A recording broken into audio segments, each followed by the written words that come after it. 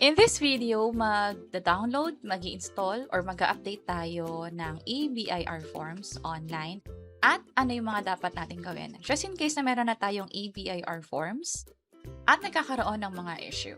Pag-usapan natin pareho para sa mga new user at sa mga dating mayroon ng ABIR forms. By the way, kung first time mo sa channel na to and gusto mo pa ng mga online tutorial videos katulad nito, please click the subscribe button.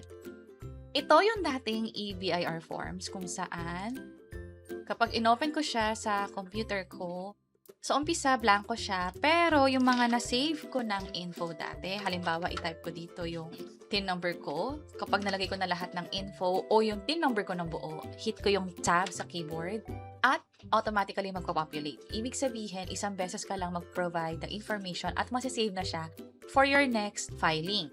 Yan ay nakabase sa tax number. Pero ang pinakabago or yung latest na ABIR forms ay yung 7.9.6 kung saan 5 na yung dapat na ilalagay sa dulo ng TIN number. Kung dati, meron kang 9-digit na TIN number plus another 3-digit for 000 which is nag-identify sa branch mo. Ngayon, magiging 5 na yan. So, mag-download na tayo sa mismong website ng BIR. That's bir.gov.ph/ABIR forms. Nandito yung package na dapat natin i-download. Itong here, yung kailangan natin i-click para ma-download na siya fully. Maganda na i-click nyo rin tong job aid kasi para saan ba yan? Andito yung pinaka-guide. Hindi lamang guide, pati yung pwedeng ma-encounter na error. Katulad nito, kung sakaling nagkakaroon ng blocking installation, may kailangan na i-update doon sa properties ng mismong file bago ito i-install. Also, for existing users, ano yung mga dapat gawin para yung mga dating files sa ABIR forms ay ma-retain pa din? Anong ibig sabihin nun? Let's say, meron na kasi akong na file dati, which is ito yon. Dapat ma-save ito sa next installation ko. Also, kung mapapansin nyo, dito sa luma ay wala pa yung MS. Doon kasi sa bago na dagdagan na at meron pang ibang mga forms na na-update na din.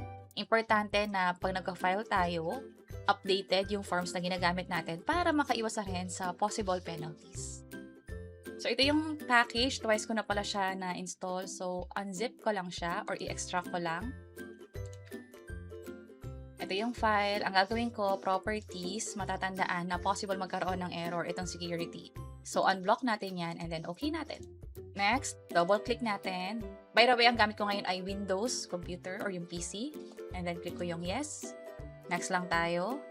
ABIR forms yung naging folder. Pero matatandaan na doon sa C drive ko, meron na kasi akong ABIR forms dito na existing. Hindi ko to pwedeng i-overwrite or else yung mga previously saved na filing ko ay ma-overwrite din. So, ang gagawin ko ay hiwalay na folder. So, gawin na lang natin na 7.9.6 kasi yun naman yung latest na version. Which is, i-double check ko lang. Ito siya, 7.9.6.1. Dagdag natin yung point 1. Click natin yung next. Click natin yung browse. So, double check ko lang. Gusto ko single folder lang siya. Or single word lang siya. Click ko yung next. Or i-copy paste ko to. Next tayo. So, okay tayo. Install. So, clearly, hiniwalay ko lang or gumawa ako ng panibagong folder para hindi ma-overwrite yung dati. Click natin yung finish. So, ito na yung bago. Kung mapapansin nyo, meron ako mga files dito. Ito siya. Pero doon sa luma, kung folder ng ABIR form sa profile, meron na akong TIN number na XML file dito under profile. Pero doon sa isa, which is 7.9.6, which is yung bago. Sa profile, wala pang nakalagay dito. This time, importante na meron na tayong dalawang folder at nakita natin yung difference ng file. Dahil doon sa lumang folder o yung may lumang version ng ABIR forms, kailangan natin kunin itong mga files na to. Which is ito yon, yung sa log file, profile, save file, at success. Sa temp, wala namang nakalagay. So, okay lang kahit hindi ko na siya i-move dun sa kabila.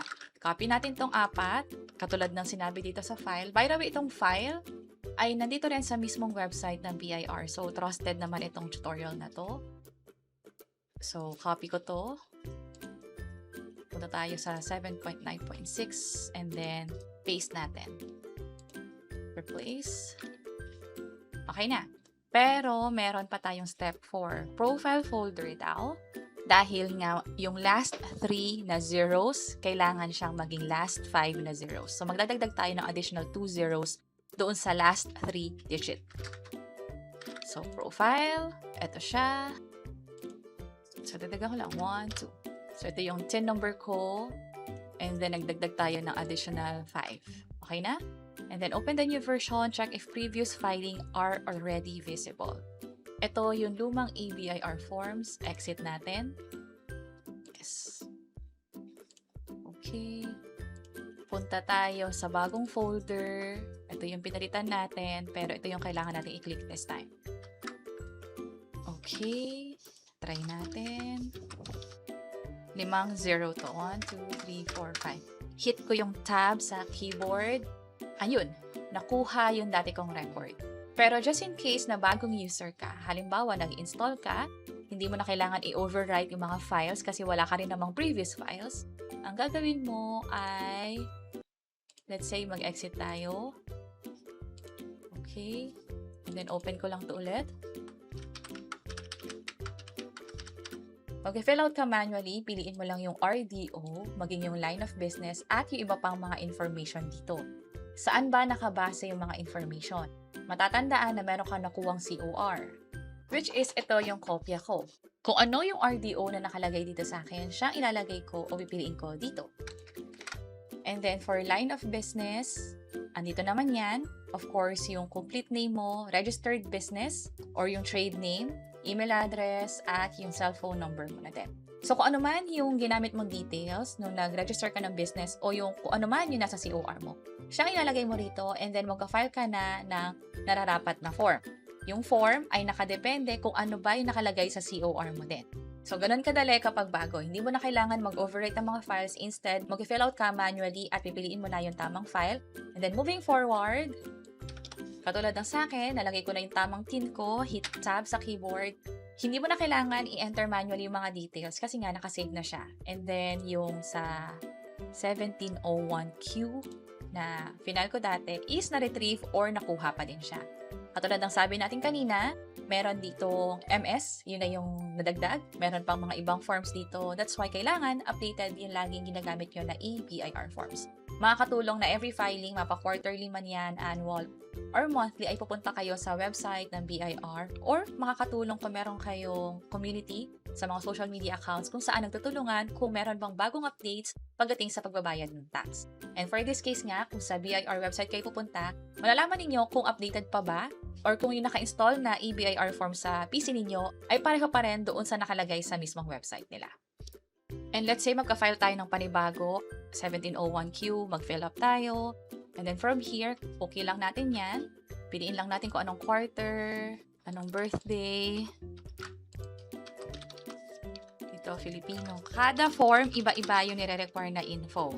So ito ay for example lamang. And then try na natin siya i-validate. May kulang tayo for item 7. So professional, ito siya. So okay na tayo. Scroll down. And then validate. From here, pwede na ako mag-proceed sa next page kung saan pwede ko nang i-update yung mga info na dapat kong i-file o yung exact amount na kinita ko for the quarter and magkano ba yung mga dapat i-less para ma-file ko na siya and then eventually bayaran na din. Isingit ko na lang na naka-install nga dito ay yung latest version dito sa control panel o sa mga naka-install na program sa PC ko. Pero kapag kiniklik ko tong window and then EBIR forms, kapag kiniklik ko tong isa, let's say randomly pinili ko, napapansin ko na na-open niya is yung luma pa din. So, sa inyo, double check nyo. Baka mamaya nagka-file kayo gamit yung lumang form. Exit ko yan. Siguro ang best way na lang is pwedeng pumunta ako sa dating folder at i-launch itong exe file or i-ensure ko na yung i-open ko ay yung latest version. Katulad nito, nung inopen ko na siya, 7.9.6.1. So, ingat lang na tamang EBIR forms yung i-open ninyo or gamitin ninyo sa pagpa-file, especially kung meron pala kayo naka-install na lumang EBIR forms doon sa computer ninyo. And since ito yung first time ko nga pala na mag-update ng ABIR form simula nung nag-register ako o nagka-file manually, hindi ko alam kung dapat ba in-uninstall ko muna yung luma and then in-install ko yung bago. Pero for now, i-ensure ko lang na tamang ABIR package yung i-open ko. So let me know kung mas alam nyo yung solution na dapat ba in-uninstall ko para maiwasan na rin yung confusion sa ABIR forms na gagamitin, na which is dapat yung latest nga. So, ganun kadali mag-install ng ABIR forms para sa new user at kung existing user ka naman, may paraan para makuha pa rin yung mga old records mo na siyang pwedeng mag-reflect doon sa kaka-install mo lang na ABIR forms. And that's it. Sana nakatulong tong video na to. Kung oo, pakiclick ang like button at para sa iba't ibang mga tutorial videos, pwede nyo i-check yung mga nasa baba. Sana makatulong. See you sa next videos.